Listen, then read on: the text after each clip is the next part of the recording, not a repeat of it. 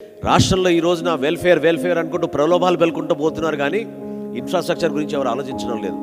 ఇదే జగన్మోహన్ రెడ్డి గారికి చిత్తశుద్ధి ఉంటే అమరావతిలో ఇన్ఫ్రాస్ట్రక్చర్ డెవలప్ అయ్యేది, విజయవాడలో ఐటీ కోసం ఇన్ఫ్రాస్ట్రక్చర్ డెవలప్ అయ్యేది, విశాఖపట్నంలో ఈ పార్టీకి ఐటీ కోసం ఇన్ఫ్రాస్ట్రక్చర్ డెవలప్ అయ్యేది. ఖచ్చితంగా వేరే ప్రాంతాల నుంచి, వేరే దేశాల నుంచి మనకి పెట్టుబడులు వచ్చేవి. ఏమైపోయింది ఆ ఇన్ఫ్రాస్ట్రక్చర్? ఏమైపోయింది ఆ ఇన్వెస్ట్మెంట్? చెప్పండి. ఎందుకు ప్రతిసారి మనం ఈరోజు హైదరాబాద్లో అక్కడ జరుగుతున్న ఐటీ అభివృద్ధిని చూస్తూ ఉంటే ఎందుకు మన పాలకులు మనకి ఆ విధంగా నిలబడలేకపోయారు? ఎందుకు అటువంటి విజన్ తోటి వాళ్ళు పనిచేయలేకపోయారు?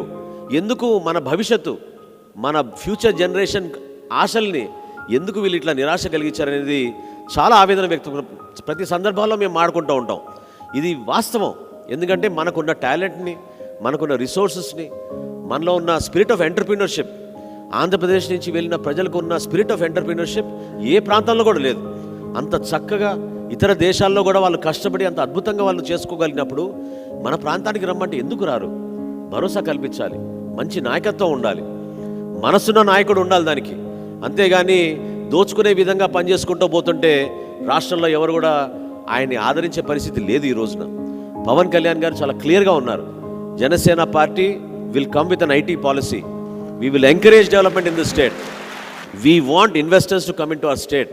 We will give them hand holding, that assurance that we are here to give a very proper good governance systems which will give them that confidence.